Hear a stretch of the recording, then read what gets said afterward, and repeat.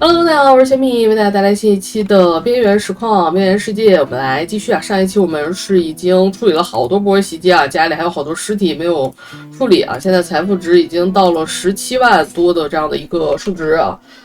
然后有小人出去贸易了，去远征还没有回来啊。这一期呢，我们肯定是要把这个高阶实体打开的，但暂时我先稳一稳啊，先把家里的情况稳住啊。尤其呢，我记得我家里有一个招募灵感啊，我们先利用这个招募灵感，先把这个我们上一次看到的比较好的小人先招进来啊。因为我们现在做了这个双边阵地啊，双边阵地如果你一旦打开啊，我这里还没有打开啊，我这边是封死的。如果你一旦把这里打开的，你一定要有足够的这个火力啊，否则的话，另一边的阵地反而会成为你的弱点啊，这里你需要注意啊。所以呢，我们现在如果想让双边阵地启动呢，需要我们有更多的这个火力位和射击位啊，所以我们来去看一下我们上一期招聘会觉得比较不错的小人啊，我记得有一个，这个还可以。这个还可以啊，主要智值很高。虽然这样，但是这个特性你只要不被近身的话，作为一个狙击手肯定还是足够的啊。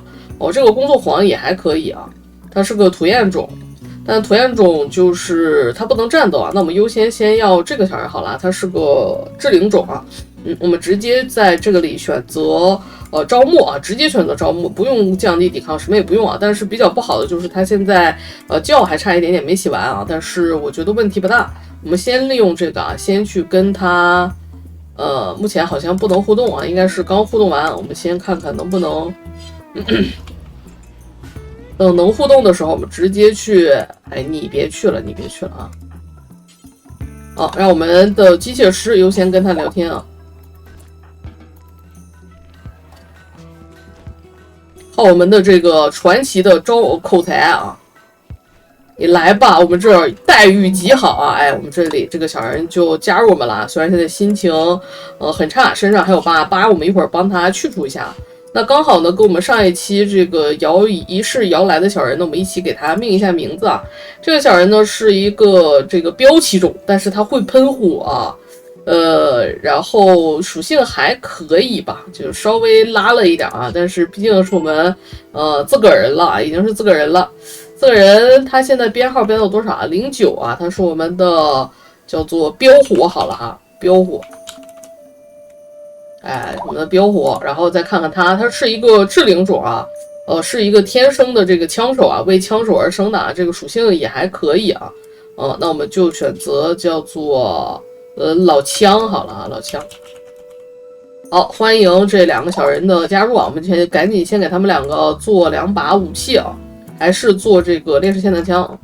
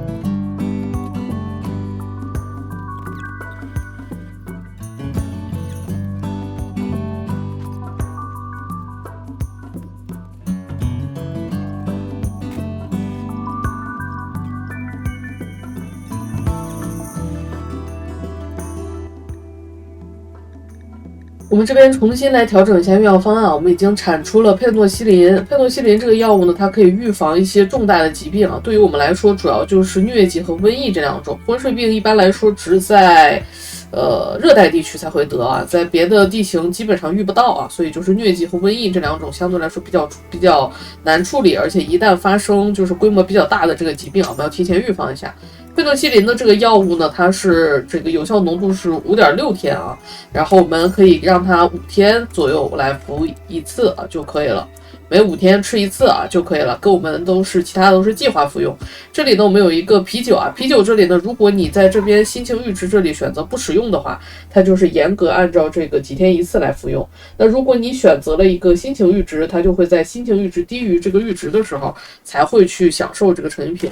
由于啤酒我们在这里呢还没有量产啊，所以我们现在这个使用的还是这个比较低的一个阈值去控制啊。当我们啤酒可以量产了之后，我们可以把这个阈值相应的提高，让他们日常就可以喝这个啤酒啊。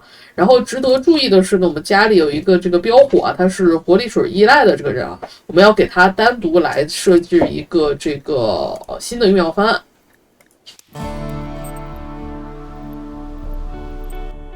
我们给他的设置的用药方案呢，也就是每5天使用一次活力水啊，然后让他身上常备一些，然后如果战斗上需要的时候呢，也可以用啊，包括精神茶这些我们都是预先支取的，让他们在身上常备一些，这样一旦出现什么问题呢，可以随时的去使用啊。这个就是活力水依赖的一个用药方案，我们就把这个标火啊给它改成这样的一个用药方案就可以了，其他人都是用我们的正常的这个方案就行了啊。我们又举办了一次摇人的仪式啊，这里又来了一个人啊，闵正阳，我们来把他加入进来啊。还是家族成员，好家伙，跟谁是家族？这雪香琴的妈，哎呦我的天啊！雪香琴是他妈，我说这关系好像有点乱啊。成瘾品厌恶不是一个好的属性啊，因为他的心情不好控制啊，不能吸食成瘾品啊。属性上吧，倒还凑合，弥补了我们家种植和驯兽人比较少的一个小短板吧，但是着实不算是一个很好的人啊。那你既然是雪羊琴的妈，那你应该就是我们小忍的是吧？小忍的这个便宜儿子了啊。那我们给他也起一个名字啊，叫做忍儿啊，忍儿。这就是我们第11个小人了。那至此呢，11个小人，11个正式员工，我看看这是11个吧？我这编号的时候，是11个啊，然后再加上一个实习生，我们大概是12个人啊。目前为止呢，这样的一个阵地呢，还是稍微有点少，因为我们还有投弹手的这个位置啊，最少我估计14个人可能更合适一点啊，但是目前还可以了，我们可以考虑把这边的阵地给它打开了。我这里打开阵地的方法也很简单，就把这座墙给它改成这个路障就好了。那这个时候敌人从这里来了之后呢，就会被左右的分流啊。你要注意啊，你站在正中心的这个小人，由于他左右两边的仇恨都能吃到啊，所以他的这个仇恨优先级是非常高的啊，一定要让你这个满编的这种食尸鬼啊，并且有这个比较强的基因属性的食尸鬼站在正中间会比较好啊。如果你一旦扛不住呢，就退出来，把这个门关上，或者呢，你觉得这个两边的阵地对你来说有点压力太大，这个一边的阵地就先不要开啊，因为一旦这里开了之后呢，这个一旦你中间食尸鬼站在这里啊，不管你这边的门开不开啊，这些敌人都会来这边去攻击你的这个食尸鬼的啊，这一点一定要格外的注意啊。我们把这边的门也给它打开了。好，那我们这样就暂时算是差不多了。那接下来呢，我们就准备开始开这个高阶的巨石啊。随便吧，随便让谁去调节都可以啊，就把这个巨石给它打开。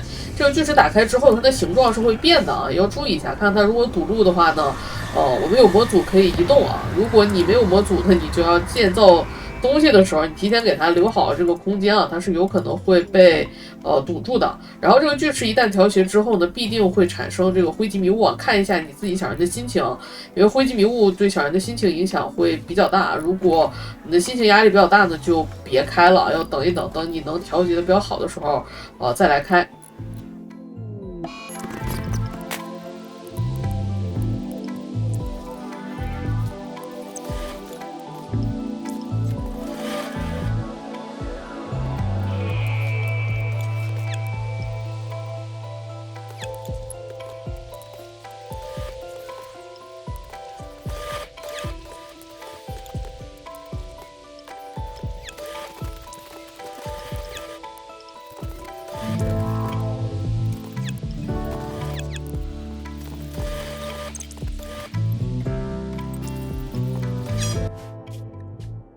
哦，随着我们把这个高阶异象体开之后啊，第一个出现的就是巨坑啊。巨坑相对来说算是好处理的吧，啊，不能算是最难的，也不能算是最简单的。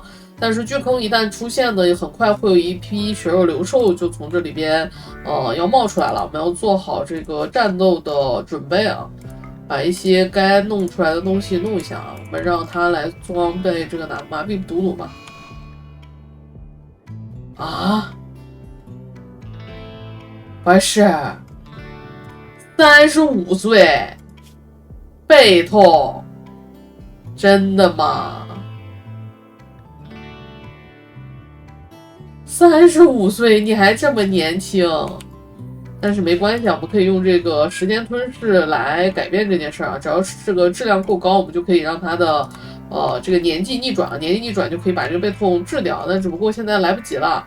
这次在战斗肯定来不及了，这是一种方案。另一种方案，我们也可以做人工的一些脊椎给它用啊。我们现在能做的一个脊椎，其实就是这个幽魂脊椎，它需要用到幽魂的这个脊椎骨啊，那就要把它给宰掉啊。但我暂时还想留一留它，暂时还不想宰。我们还没给大家演示幽魂一旦出逃了以后要怎么处理啊。我想等它出逃之后一次啊，我们再来用这个脊椎啊。所以这个东西暂时好像。我先放一放啊，先不着急给他处理啊。但是35岁背痛，完了，我有一种脊背发凉的感觉啊。这肯定是成天干视频啊。我们家大厨成天在这个屠宰啊，成天在这干尸体导致的啊。好，0.5小时啊，快形成了。接下来我们要给我们的这个小人改变一下这个位置啊，改变一下他们的位置。阿金在这里啊，然后现在食尸鬼的数量有点不够啊，那阿金先顶在这儿好了啊，先顶在这儿。其他的小人除了小忍以外，小忍因为他的这个什么不好啊，这个腿也不好啊，耳朵也不好，行动起来行动不便。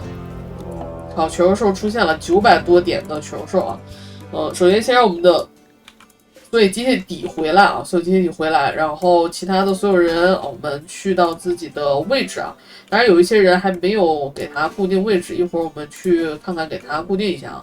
小忍啊，小忍我们最好就给他画一个单独的安全区吧。我们新建一个安全区啊，就是让一些没有战斗能力的小伙伴就平常就待在这个安全区里啊。我们的安全期基本上就是我们的基地内部啊，注意不要把外墙画进去啊，把外墙画进去，它有可能会在门口这儿来回晃悠，非常的讨厌啊。所以我们就给它画一个大概这样的一个区域啊，然后让小忍在这个安全区里待着就可以了。它没有什么多少的战斗力啊。然后我们的忍儿和这个老枪、妖火啊，都来到这边。但标火现在拿的这把武器呢，有可能会有问题啊，主要是标火的这个武器它是，什么情况啊？它打了我的这个排水泵啊，问题不大啊。标火的这把武器呢，它会燃烧啊，它会燃烧。虽然说呢，它这个武器它明确写着它会越过友军，因为它有一个安全的这个区域啊。但是这个技能是不越过友军的，一定要注意啊！你要如果用这个喷的这个技能，一定不要把自己人给喷到了啊。所以我们要让我们自己的友军站在这个里面的小圈内啊，然后让他去喷敌人就好了。这个东西在对付血肉兽上还可以啊。然后我们小红怎么在这么远的地方啊？赶紧让小红回来啊！不知道来不来得及啊？希望来得及。忍儿能不能进得来啊？忍儿进来之后呢，先别离开这个门啊，先在这个门这里，等一等啊。哇，一剑就给砸了，可以的啊。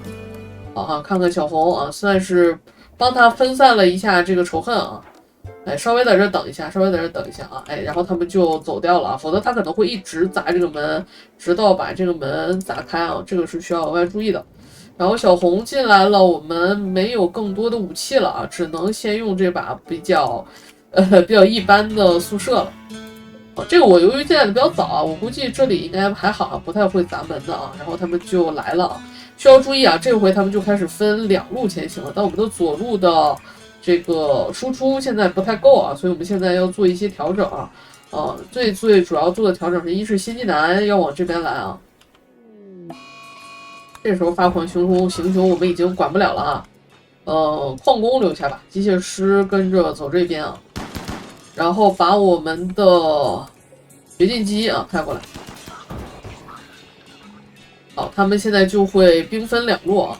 然后由于他们兵分两路呢，他们的这个行动轨迹可能会更慢一些啊，所以可能会这个给我们争取到的时间会更多啊，就是给我们争取到的时间会更多。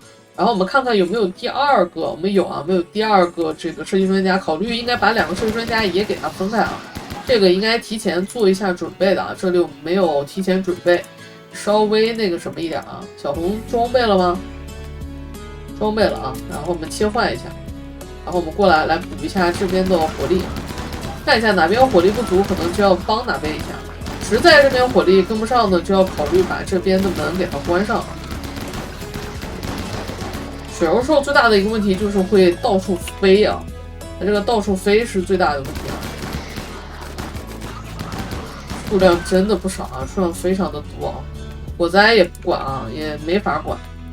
我们把安全区没画这个，不要把阵地画进来啊，要把阵地画进来。好。这个老大这里的压力是很大的，我们掘进机准备帮助老大，看看他万一顶不住的话，然后没事就可以让老大去放一下技能。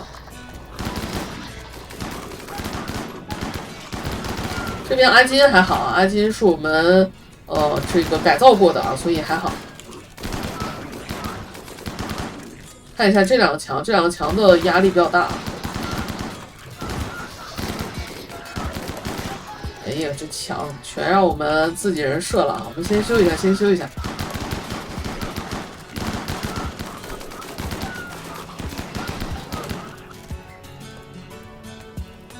有雪肉兽进来了啊，所以受伤了。我已经没有更多的机械体了啊，我们机械师来帮他一下。好啊，帮助了，可以。修一下。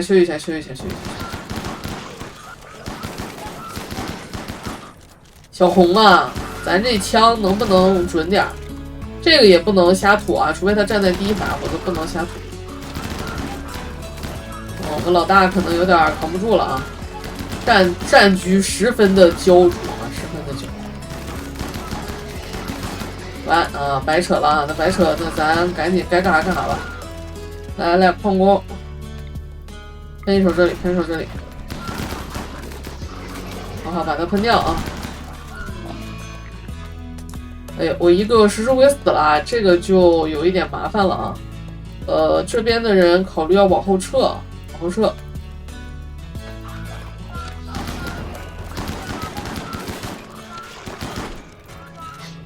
好，阿白考虑要过来啊。让他们继续往后撤。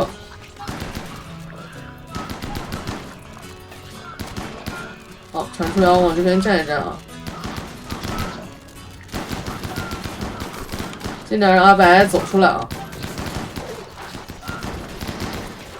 这个时候就是改造和没改造过的食尸鬼高下就立判了啊。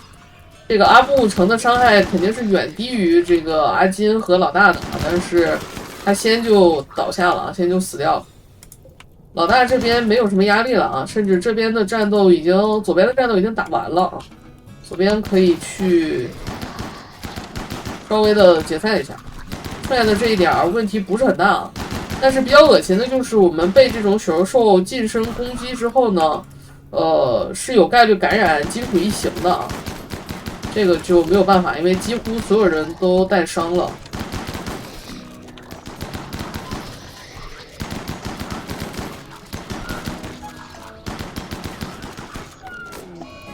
好，阿白第2个食尸鬼也倒下了。现在处理的就差不多了啊，该干嘛就干嘛。看一眼标火，还可以啊。让他自我治疗一下。然后食尸鬼呢，我们是可以复活的啊。复活血清我可能还没有解锁啊，我们看一下研究啊。在这里，食尸鬼复活啊，已解锁了。这个复活血清要在血清实验台，我们还没有造啊。我们在这个意向的这个里边放一个血清实验台啊。现在有点缺火体啊。那只能慢慢再来了啊！现在没有什么更好的办法，先把这个实验台放在这里。这2个食尸鬼暂时就复活不了了。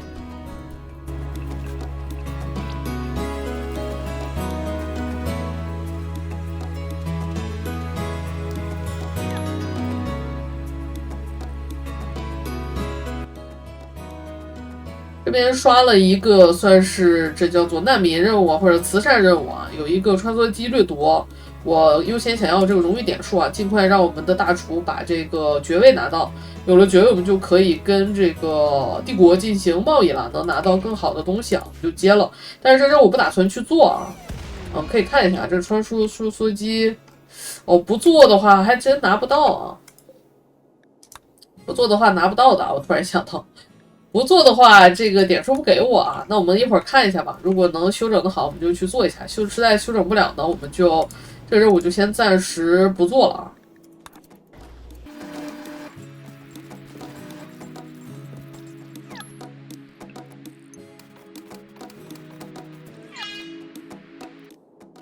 敌人数量挺多的，而且武器很厉害啊。那我就不管他们了，我这边实在是处理不过来啊，就随他们去吧。数量实在是有点多。他们打完他会走的，任务失败了他们就直接就离开了。对我们的好处就是有一个掉落的穿梭机，我们可以拆了，能得一些零件啊，然后还有2具尸体啊，就是我们得到的好处。反正这任务不做，浪费也是浪费啊，然后就这样。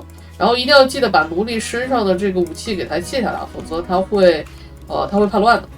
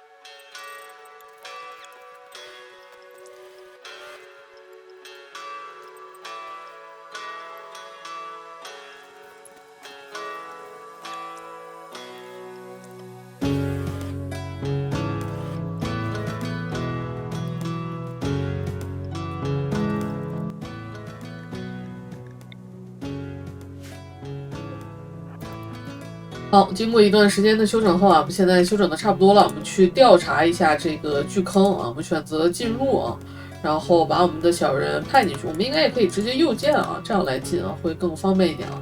就派一个小人啊，一个食尸鬼和一个这个机械体进来啊，主要的目的让机械体进来就是让这个小人进来，就是为了让这个机械体也能进去啊。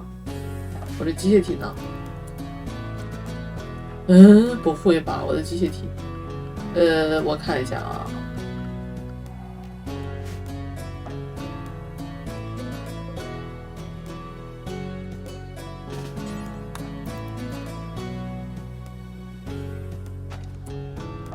好，这回没有问题啊，进来啊！因为这边有非常多的金属可以挖掘啊，所以要让这个机械体一起进来，主要就是为了挖掘这个金属啊。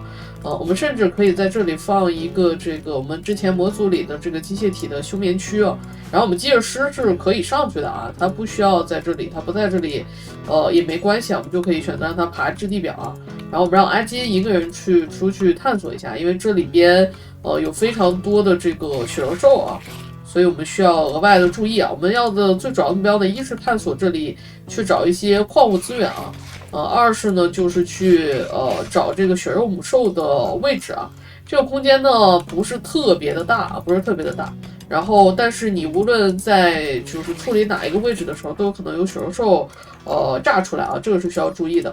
然后阿金呢就可以利用这个底下的这些这个扭曲的肉啊来进行一个补给啊，所以不用担心它的食物的补给问题啊。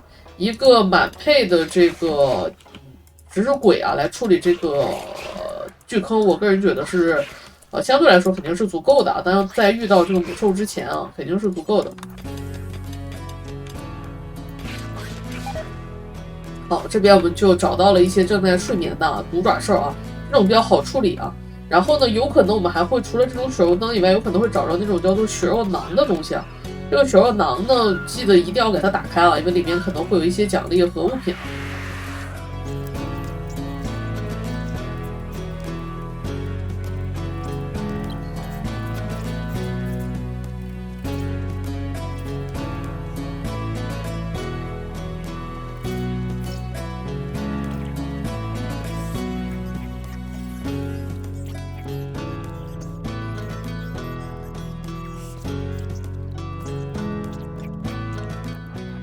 阿金的血量不是很足了，我们就先不让他继续了，我们让他回来稍微的休息一下，等他这个血量再养一养，我们再继续往前。这边还有一个血肉流兽啊，但是我们只在门口这里，它是一般来说是游荡不过来的，我们就先让阿金上去休息一下。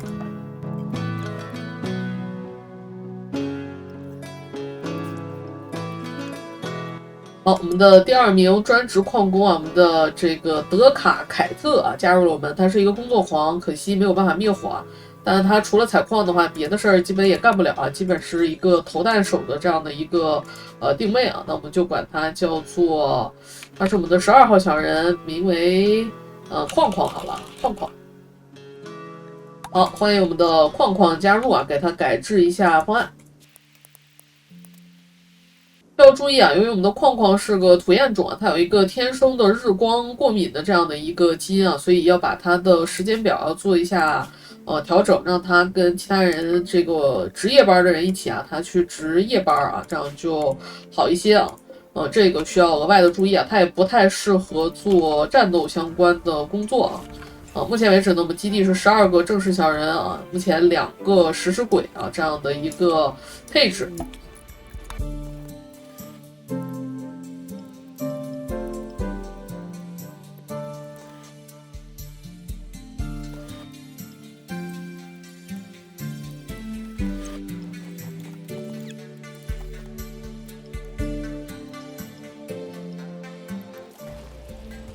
我们的食尸鬼复活血清做好了啊！这个食尸鬼复活血清的使用方法比较特别，选中这个血清，选择使用，然后选择你想让它使用的人，然后再选择你想复活的食尸鬼啊！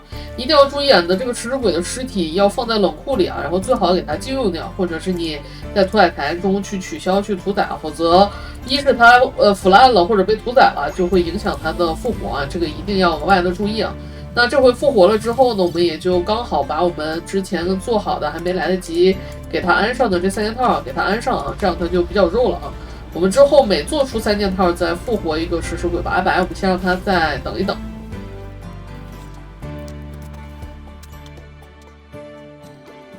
好，经过一段时间的休整啊，我们的阿金又回来了，然后我们来继续处理这个巨坑里的这些散乱的这些小的怪物啊。你要是觉得这个一个食尸鬼还是打得太慢了，可以考虑用2个蓝啊。我这里还是稍微慢了点，而且我的这个食尸鬼还没有经过任何的什么动力爪啊这些的这样的一个叫做什么这样的一个增强啊，还是比较差的。其实对于这个食尸鬼来说，最好的组合我看贴吧里他们说应该是那个蠕虫手臂加木手，好像是这样啊，好像是这样。我还没有测试过啊，之后有机会我试一试看啊。好，这边打完还有70多的血量，我觉得还可以啊。我们继续再往前探一探啊，事有不可为，我们就往回走啊，不要去强行的往里去冲。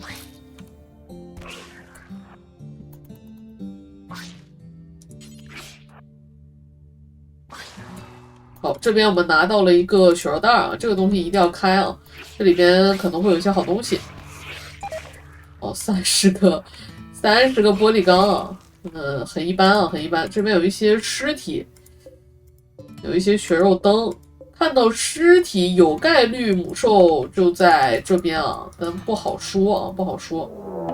好，蠕动杂音啊，那说明母兽就在这个方向。那么这个方向暂时不探了，因为我的目标还想在这里再找一些矿啊，我这里就只找到了一些钢铁，有点太差了啊。我想找更多的是零件啊，是吧？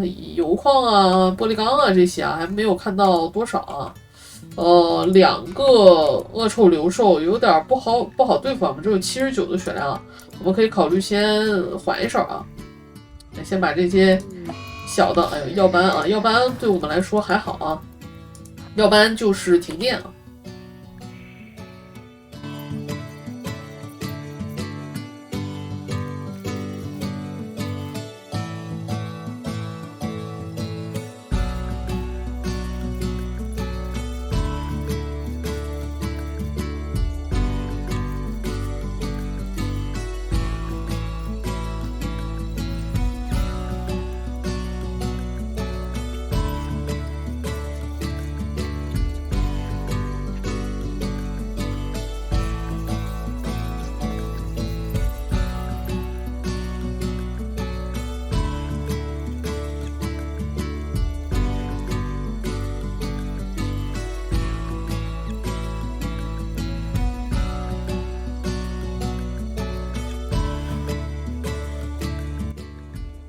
好，我们的研究终于把这个死亡回避的这个研究给它解锁掉了啊。接下来我们来看一下啊，其他的都不是很重要，我们比较重要的这个科技啊，洗脑也还可以。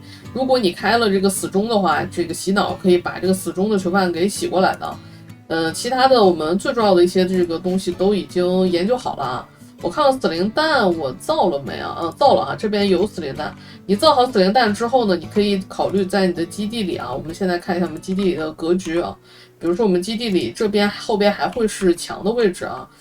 比如说我看看啊，这个位置是在室外，这里是墙的位置啊。我可以比如说就先在这里吧。我们再造几个这个弹射舱，然后在这个弹射舱里，每个弹射舱里装1颗死灵弹啊，之后死灵阵的威力就可以逐渐的发挥出来了，这个事情还是比较重要的啊。这是一个事儿哈。然后就是这个死亡回避啊，灌输死亡回避我们的目标将会获得死亡回避的效果，并且呢会根据这个当前仪式的质量，将目标的技能啊，所有的技能都降低多少多少所以我们呢在做这个仪式的时候，一定要注意让我们的这个仪式的质量足够高才可以啊。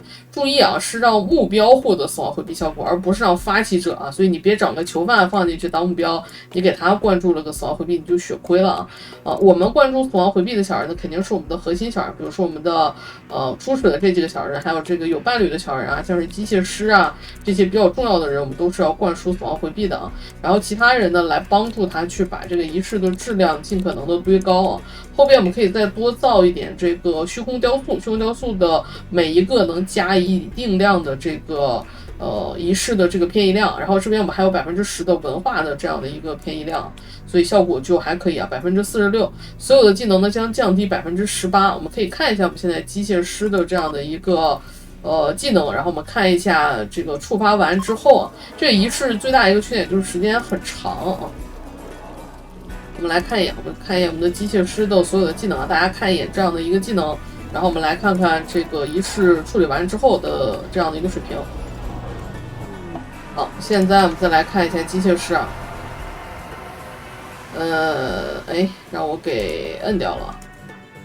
好，再来看一下他的技能啊，就还好啊，是降低了一些，但是还好是可以接受的。然后在他的健康这里呢，就会有一次的死亡回避啊。我会让我的每一个核心小人都会去搞一次这样的一个死亡回避，它大概在15天才能使用一次，而且它每次都要用到一个超凡碎片，相对来说还是有一点点贵的啊，这个你需要额外的注意啊，去让你自己的核心小人逐渐的去开始灌注这个死亡回避仪式就可以了。然后我们在这边把这个运输舱造出来，每一个里边我们就放1颗死灵弹啊，别的东西也不多放。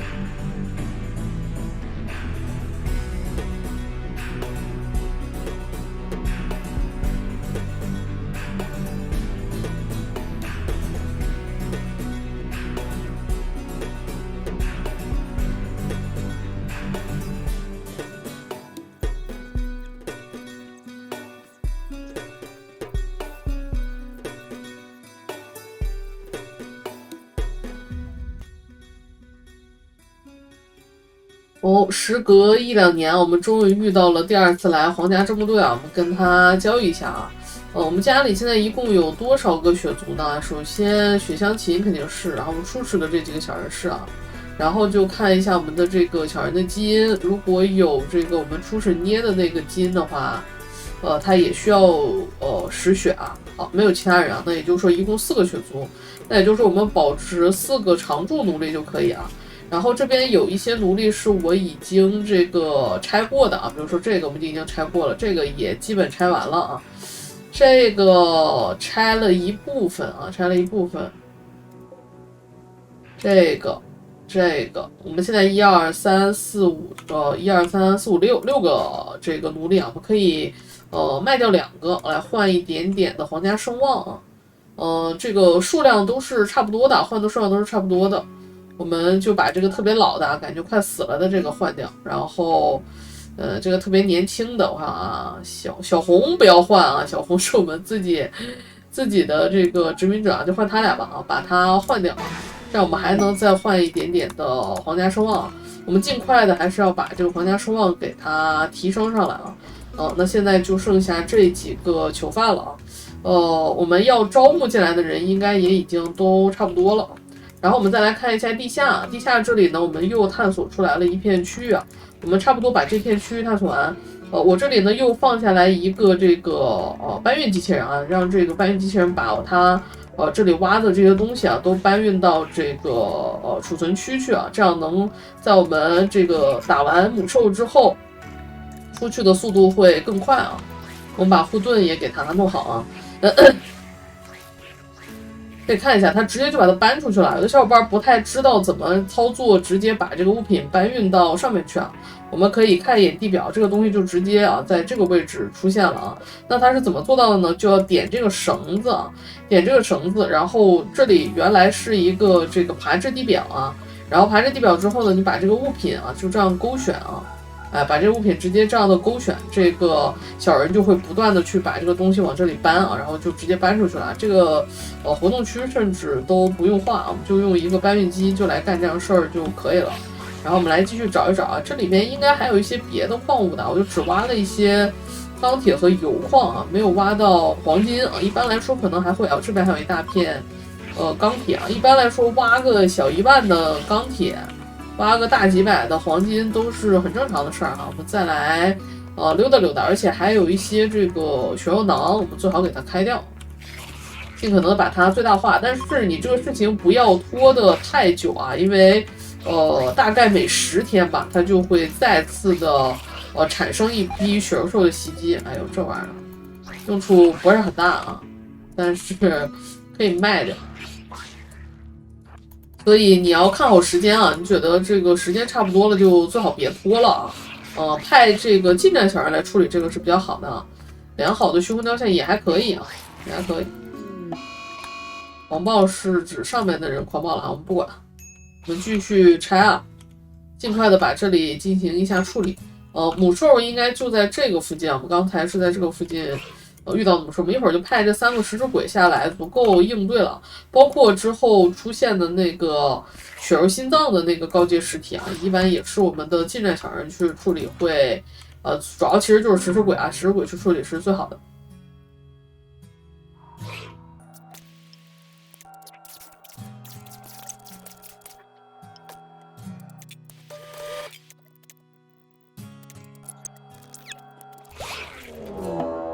好，这边我们直接就把母兽给打开了，因为我这里时间已经差不多快10天了啊，所以能处理多少就处理多少。哎，这还有一个血肉袋没开啊，一会儿给它开一下啊。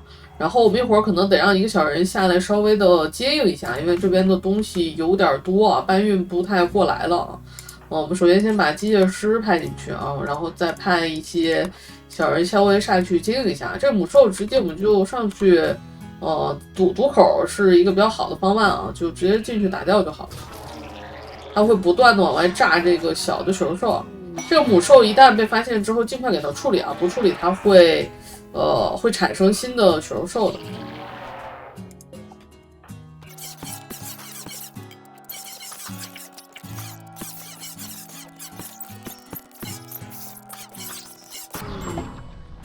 哦，这边打死了，打死之后就会有这个地下洞穴不稳的这样的一个提示啊，会很快就会不行啊，所以也要尽快的把这个小人派出去啊。我们这里呢就选择这个查看地表啊，能搬多少我们就搬多少啊，不用太过于强求啊，选择爬至地表，把我们的其他小人给它运出去啊，主要是机器人肯定得走。这个其他的几个食尸鬼我们可以手动操控啊，看一下能搬多少就搬多少吧。雕像带走啊，铁可能带不走这么多了啊。传奇的毒弩带走啊，就这样，我们先选择让他继续啊，然后我们其他的人呢再把这里稍微的清一下啊。其实不清也没关系的，不清也没关系的。我们先看一下这里开是什么，他们两个应该顶得住的。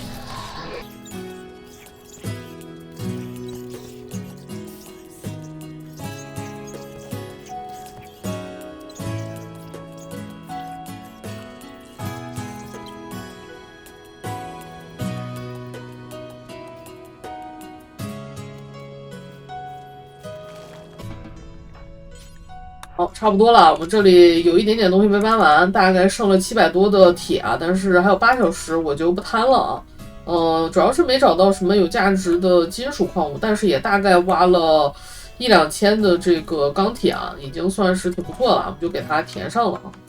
然后这里呢，它应该就直接坍塌了，你甚至不需要去给它这个填埋啊，也填埋不了。我们这里就算是第一个啊高阶意象的这个实体事件。就算是完整的解除完了。好的，那本期视频的时间也差不多了。这一期我们终于把我们的这个冷库里的东西给消耗的差不多了，然后又产生了一些这个可以卖的东西啊。等到下一期我们出去贸易一下，然后也开了高阶实体，并且完整的给大家看了一下巨坑以及这个京巨母兽啊如何来处理啊。其实就是用我们的这个满配。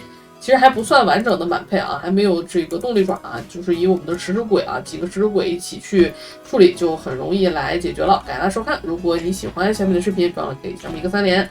下一期呢，我们看看这个已经初步出具这个雏形的阵地啊，以及现在还没有很多尸体啊，我考虑之后的尸体要考虑往这儿放一放了，以及我们的死灵弹啊，在下一期可不可以发挥出更大的威力来？感谢大家收看，我们下期节目再见吧，大家拜拜喽。